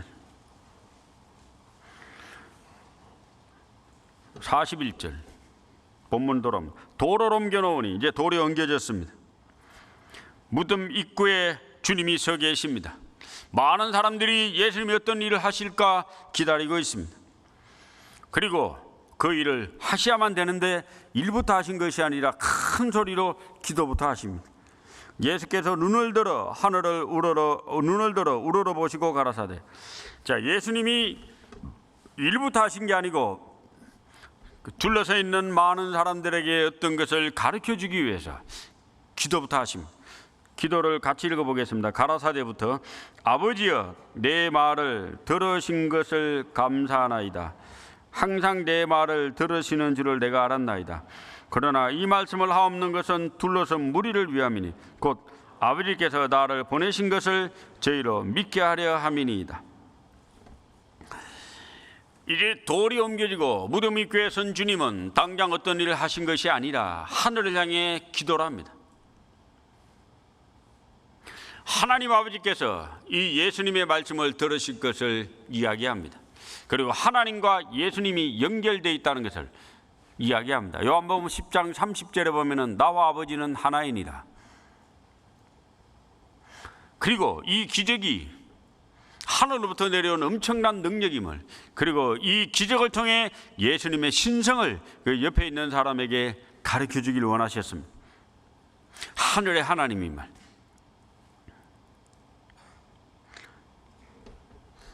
이것은 둘러선 무리를 위해서 이렇게 하신 겁니다. 둘러선 무리를 위해서, 그 사람들을 위해서. 주님은 어떤 이적과 기적을 행하실 때 그 사람들을 위해서, 사람들이 그 이적이 하늘로부터 내려온 것임을, 그리고 그들로 하나님을 믿게 하기 위해서 하신 것임을 기도문을 남긴 게 있습니다. 갈멜산에서 엘리야가 이 바알과 아세라 선지자 850명과 전투할 때 하늘에서 불이 떨어지기 전에 엘리야의 기도문과 예수님이 하신 기도문이 거의 유사한 기도문입니다. 열왕기상 18장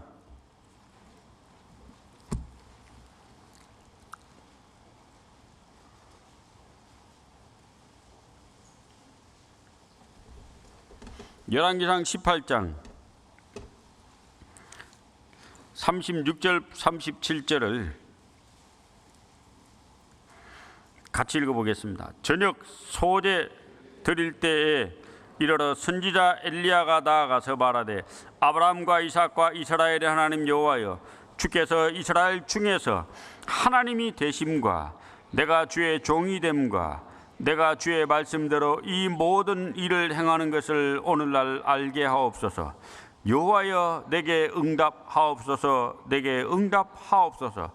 이 백성으로 주 여호와는 하나님이신 것과 주는 저희의 마음으로 돌이키게 하시는 것을 알게 하옵소서 하며, 이 엘리야가 하늘에서 불이 내려오는 것을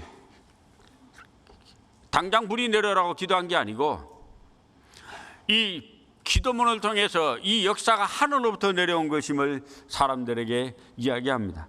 주께서 이스라엘 중에 하나님이 되심, 첫 번째. 그리고 내가 주의 종이 됨과, 엘리야가 주의 종이 됨과, 그리고 주의 말씀대로 이 모든 일을 행하는 것을 알게 하옵소서.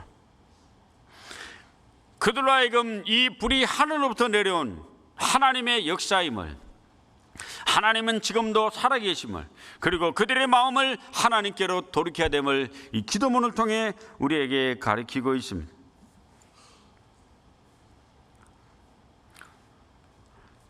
주님은 많은 사람들의 나사로 살리는 것도 중요하지만 주변에 있는 사람도 중요하잖아요.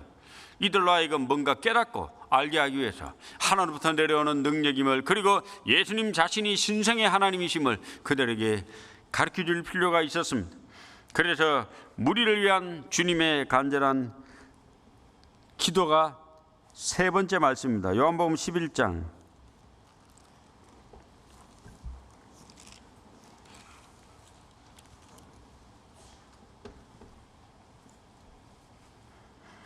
이제 준비가 마쳤습니다. 돌도 옮겨졌고 불신의 마르다를 책망하셔서 믿으라고 합니다. 그리고 사람들로 하여금 이 능력과 기적이, 곧 일어날 능력과 기적이 하늘로부터 내려온 하나님의 역사임을, 그리고 예수님이 하나님과 동등하신 분임을 그 사람들에게 이제 선포하시고 이제 기적만 행하시면 됩니다. 43절 같이 읽어보겠습니다. 이 말씀을 하시고 큰 소리로 나사로야 나오라 부르시니, 이제 주님은 그 안에 있는 무덤을 향해 소리칩니다. 나와라! 그러면 큰일 날 뻔했죠. 나사로만 나오면 돼요.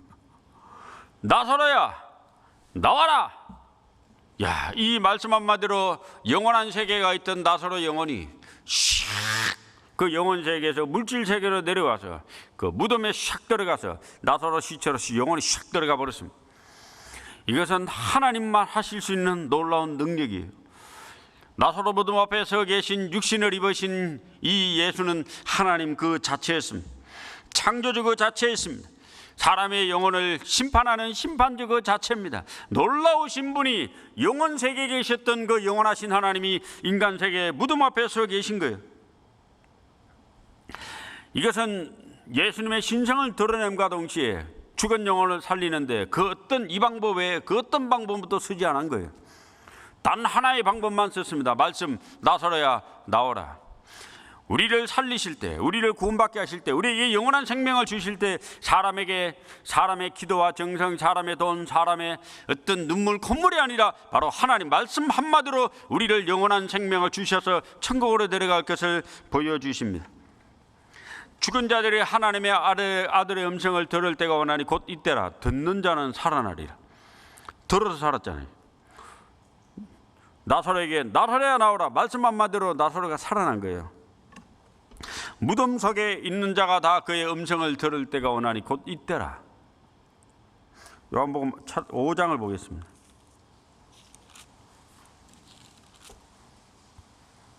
(5장 28절)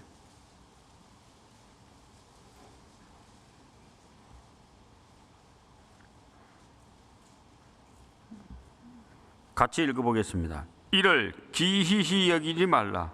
무덤 속에 있는 자가 다 그의 음성을 들을 때가 오늘. 음성을 듣는다 했습니다. 소리를 듣는다 했습니다. 소리. 이 소리가 우리를 살린 겁니다. 하나님의 말씀을 귀를 기울여 앉아서 들을 때, 믿음은 들음에서 나며 들음은 그리스도의 말씀으로, 하나님의 말씀으로 이 말씀을 들을 때. 신앙생활을 누가 잘하냐? 말씀을 진지하게 듣는, 설교를 진지하게 듣는, 설교를 하러 이렇게 가면은 이 전주처럼 좀 대형교회잖아요. 대형교회 설교하는 게 엄청 편해요. 왜 편하냐? 다 잘 들어요. 그래, 여기 서면은 개개인이 잘 안 보여. 눈에 뵈는 게 없어져 버려요. 뭘 하는지 이렇게 개개인이 잘 안 들어오고 전체가 이렇게 들어오는데, 작은 교회가 설교합니다. 시골에 뭐 30명 모이는 게, 50명 모이는 게, 이런 작은 시골 교회 있잖아요. 우리도 많잖아요. 그 막 정신이 하나도 없습니다. 들락날락 앉았다 졸았다가 제일 앞에서 또 잘 졸아. 거긴 또 제일 앞에서 졸기도 하고, 이게 막 분위기가 산만해져요. 그 이제 그 작은 교회는, 왜냐하면 그 좁은 장소에 몰려 있다 보니까 그런 것 같아요. 여기는 설교 안 듣는 놈은 저 기둥 뒤로 가면 될 거 아니에요. 좀 그날 불편한 분은 뒤로 가시면 뒤에 있는 분이 조는 건 안 보이거든요. 근데 거기는 뒤로 갈 데가 없어. 조그만 해가지고. 그러니까 이제 작은 교회가 설교하려면 마음을 단단히 먹고 가야 됩니다. 왜냐하면 시야가 자꾸 뺏기고 마음이 자꾸 조네. 나를 시험에 들게 하지 뭐 없어서. 자꾸 왔다 갔다 하네. 설교가 시원찮은가 보다.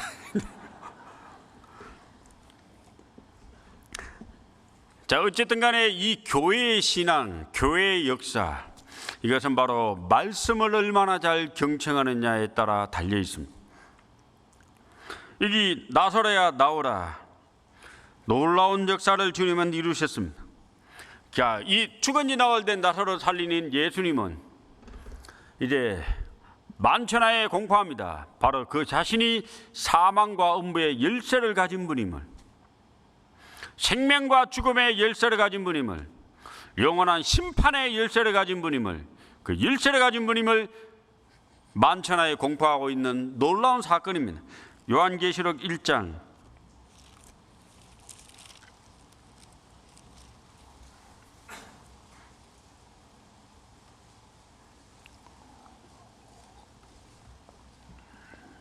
18절.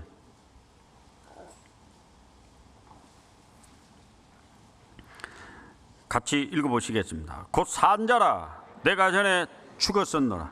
볼지어다 이제 세세토록 살아있어 사망과 음부의 열쇠를 가졌노니. 곧 산자라, 내가 전에 죽었었노라. 죽은 분이 누구예요? 예수님 죽었잖아요. 십자가에서. 이제 세세토록 살아있어 사망과 음부의 열쇠를 가졌노니. 이분을 만난다는 것은 영원한 생명을 얻은 것이고, 이분 한 분을 내 삶의 구세주로 맞이한 것은 이 땅의 모든 목적을 달성한 거예요. 삶의 의미와 가치를 다 깨달은 거예요. 인생 최고로 행복한 분이에요. 아무리 사회에서 똑똑하고 뛰어나고 유능한 인재라 할지라도 예수님을 모른다는 그 자체가 엄청난 불행이고 영원한 심판이고 지옥입니다. 옛날에 어느 왕비가 죽었습니다. 이제 새로운 왕비를 뽑아야 됩니다. 후궁들을 불러 모았습니다. 자기 왕궁의 보물창고로 문을 열어줍니다. 그리고 후궁에게 이야기합니다. 이 중에 네가 갖고 싶은 거 하나를 무조건 줄 테니까 하나만 가져라. 후궁들은 이게 웬 떡이냐 해가지고 보물창고에 들어갑니다. 쫙 각자 하나씩 가가집니다. 전부 다 이제 일정 시간이 지났습니다. 전부 다 하나씩 다 가지고 왕 앞에 다 섰습니다. 근데 한 후궁만은 아무것도 가지지 않고 서 있습니다. 그래서 왕이 묻습니다. 너는 왜 안 가졌냐? 저에게는 다른 보물이 있습니다. 뭔데? 후궁이 뛰어가서 왕을 와락 안습니다. 왕이 저에게 최고의 보물입니다. 누가 왕비가 됐을까요? 물어보라마나. 네가 왕비다. 왕비를 삼았답니다. 예, 땅에 있는 많은 보물들, 명예, 지식, 권세, 집, 자동차, 뭐 좋은 거 다 가져도 예수를 가지지 않는다는 것은 최고 불행한 거예요. 다른 거 없어도 예수님을 소유한 것은 다 소유한 거예요. 생명의 원천 되시고 영원한 은혜를 베푸신 놀라운 이분을 가졌다는 것은 세세의 찬양을 받으실 하나님이시라. 저는 만물 위에 계셔 세세의 찬양을 받으실 하나님이시라. 그리스도, 그분은 세세의 찬양을 받으실 하나님이십니다. 생명을 가지신 분, 빛을 가지신 분. 이 주님 그 앞에서 저 죽은 지 나흘 된 나사로를 말씀 한마디로 살린 거예요.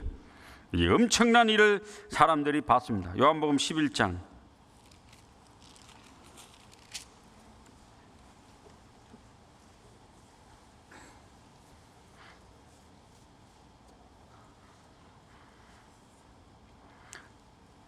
43절. 이 말씀을 하시고 큰 소리로 나사로야 나오라 부르시니.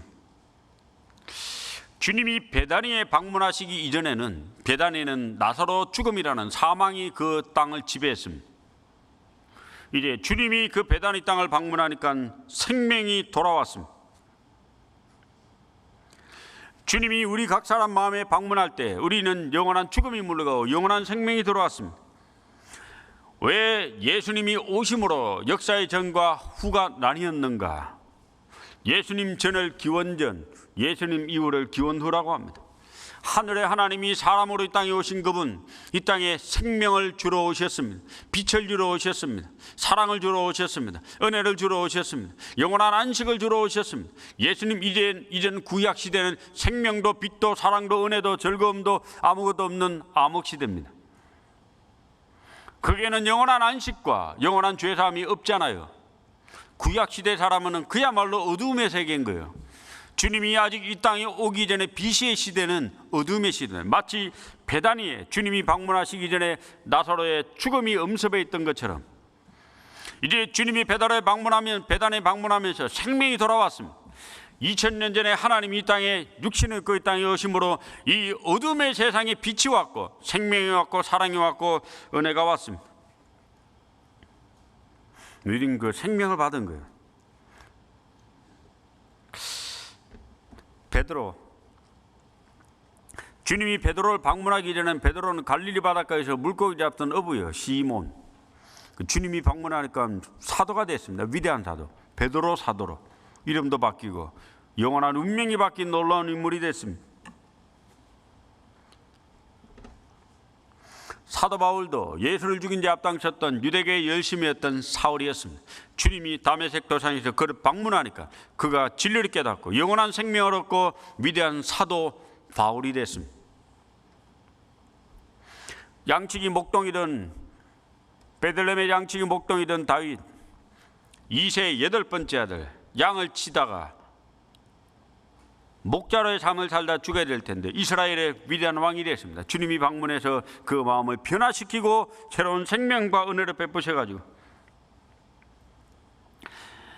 주께서 방문하시는 곳마다 사람이 살아나요. 마음이 변화되고 인생의 가치관이 바뀌고 사람의 변화된 도시도 바뀌고 마을도 바뀌고 가족도 바뀝니다. 이 전주에 수십 년 전에 생명의 그 어느 한 사람에게 임했고 그분으로 말미암아 점점 퍼져서 각 사람에게 하나님의 생명이 심어졌고 오늘 우리는 주께서 역사하시는 아름다운 교회를 이루고 살아갑니다.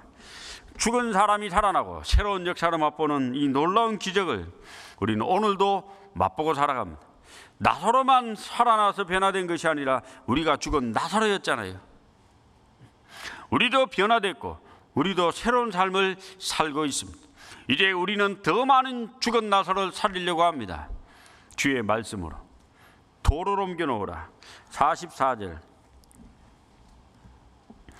같이 읽어보겠습니다. 죽은 자가 수족을 배로 동인채로 나오는데 그 얼굴은 수건에 쌓였더라. 예수께서 가라사대 풀어놓아 다니게 하라 하시니라. 이제 무덤 앞에 5번째 말씀입니다. 도를 옮겨 놓으라부터 시작해서 이제 마지막 말씀 풀어놓아 다니게 하라. 이제 나사로 죽은 생명이 살은 생명으로 바뀌게 해서도 배가 칭칭 온몸을 감은 겁니다. 이제 몸을 쌓았던 배를 풀어야 되고 새로운 삶을 살아야 됩니다. 구원은 새로운 시작입니다. 인생의 끝이 아니라. 자, 여기 놀라운 것은 얼굴을 쌓던 수족, 온몸을 쌓였던 배, 예수님이 풀어줄 수 있을까요? 없을까요? 네? 풀어줄 수 있잖아요. 눈 깜빡하면 온몸을 쌓던 배가 쫙 풀어질 거 아니에요. 근데 이 나사로를 칭칭 감았던 배는 누구한테 풀어주라고 합니까? 주변 사람에게. 이제 한 사람이 진리 깨닫고 교회 가운데 나왔는데 그 사람이 뭐든지 처음부터 개가 전선회가 싹 바뀐 게 아니잖아요. 우리가 옆에서 배를 풀어줘야 돼요. 그 사람의 인생에 쌓였던 많은 복잡한 생각들, 어두운 가치관들, 불편한 생각들, 또 이 왜곡된 가치관 이런 걸 다 옆에 있는 그리스도인들이 도와줘서 풀어줘야 돼요. 우리가 주의 역사에 동참하는 것만큼 감사하는 게 없습니다. 도로 옮기는 것도 우리 몫이고 이 풀어놓아 다르게 하는 것도 우리 몫입니다. 주님은 주님의 역사에 죽은 지 나흘 된 나사로 살림에 도를 옮기는 것도 주님 혼자 하실 수 있고 나사로 살리는 것도 혼자 하실 수 있고 배를 푸는 것도 주님 혼자 다 하실 수 있지만은 생명 살리는 것만 주님이 하시고 앞뒤 역사는 우리한테 맡기세요. 전주에 수많은 영혼이 구원을 받아야 됩니다. 근데 주님이 막 직접 그 사람에게 가가지고 너 구원받아 이래가지고 사람 데리고 오고 그게 하지 않는단 말입니다. 그게 도를 옮겨놓은 것을 우리가 먼저 해야 돼요. 그리고 구원받고 난 이후에 사람을 풀어놓아 다니게 하는 것도 우리가 해야 돼요. 내가 주와 또는 선생이 되어 너희 발을 씻겼으니 너희도 서로 발을 씻기는 것이 옳으니라. 서로 발을 씻겨야 돼요. 이제 하기 수양에 다가오면은 저는 가슴이 답답합니다. 많이 가야 될 텐데, 전도 많이 해야 될 텐데, 뭐 제가 할 수 있는 게 별로 없어요. 수양일 앞두고 내가 할 수 있는 게 뭔가 보니까 주일 설교 때 수양일 가지고 소리치는 거 외에는 별로 없더라고. 나머지 성도들이 알아서 등록을 하고 알아서 모시고 가야 돼. 말씀으로 용기와 격려를 주는 것 외에는 없더라고요. 주님은 그 공주 갈릴리 수양관에 이제 방문하시기 원합니다. 거기에 많은 죽은 영혼을 우리가 모시고 갑니다. 거기에 앞에 있는 돌도 옮기고, 그 하나님은 살리기 원하십니다. 말씀이 선포될 때 많은 일들을 우리가 동참기 원하십니다. 인류 역사를 단번에 바꾸신 분이 예수님입니다. 이 예수님은 영원하신 하나님, 유일하신 하나님, 보이는 것들과 보이지 않는 모든 세계를 창조하신 창조자 하나님, 그 하나님이 사람의 몸을 입고 이 땅에 오신 분이 예수님입니다. 예수님을 연구하는 것은 하나님을 연구하는 것이고, 예수님을 보는 건 하나님을 보는 것이고, 예수님을 아는 건 하나님을 아는 거예요. 예수님의 인격을 아는 건 하나님의 인격을 아는 것이고, 예수님의 행동을 아는 것은 하나님의 행동을 아는 겁니다. 예수님은 이 땅에 오신 하나님입니다. 인류에게 소망과 빛, 은혜와 자유, 기쁨과 생명을 주러 오신 분. 인류 역사 어디에도 예수님의 사상, 철학, 그분의 말씀 안 들어간 곳이 없습니다. 문학 세계도 그렇고 사회도 그렇고 세계 곳곳에 예수님의 영향은 지속적으로 섬에 들어왔고 지금도 계속 섬에 들어가고 있습니다. 요한복음은 예수님이 100% 하나님이시고 100% 사람이심을 선포하고 있는 놀라운 진리입니다. 기독교, 우린 뭘 믿는 거예요? 예수를 믿습니다. 왜 예수를 왜 믿어요? 하나님이니까.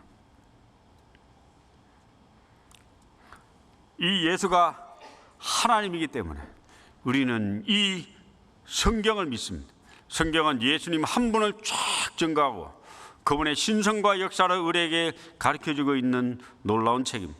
그리고 그분의 인격과 그분의 삶을 본받아 그렇게 변화되기를 바라는 것이 또한 성경의 가르침입니다. 요한복음 1장 1절에 보면은 태초에 말씀이 계시니라. 이 말씀이 하나님과 함께 계셨으니 이 말씀은 곧 하나님이시라. 그 무마무시한 문장으로 시작을 합니다.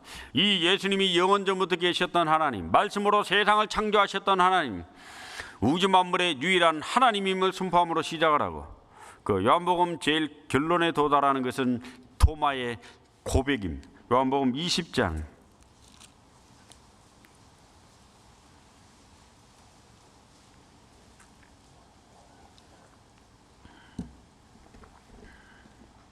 요한복음 20장 28절 같이 읽어보시겠습니다. 도마가 대답하여 가로되 나의 주시며 나의 하나님이시니이다. 요한복음은 여기서 끝을 내도 됩니다. 요한복음은 오로지 한 분 예수님을 나의 하나님임을 선포하기 위해서 기록된 책, 그 예수님이 바로 하늘에서 내려오신 하나님임을 가장 잘 설명하고 있는 놀라운 기적이 오늘 배운 나사로를 살린 기적입니다. 우린 이 예수님을 만방에 선포합니다. 곧 재림하실 분, 만유를 통치하시고 만유의 심판자로 영원한 왕이 되실 그분 곧 만날 겁니다. 기도하시겠습니다. 살아계셔서 역사하시는 우리 아버지 하나님 감사합니다. 우리에게 영원한 생명을 주시고 또 기쁨과 소망을 주신 우리 아버지 하나님, 2000년 전 나사로 무덤 앞에서 죽은 지 나흘 된 나사로를 살리신 것처럼 지금 이 순간에도 수많은 죽은 그 영혼을 살리기 원하십니다. 우리에게 주님은 명령하셨습니다. 돌을 옮겨 놓으라. 예, 주께서 역사하시기 전에 우리에게 있는 수많은 그 하나님의 역사를 가로막고 있는 돌을 옮겨 주께서 역사할 수 있도록 우리 마음을 인도하시고 도와주시옵소서.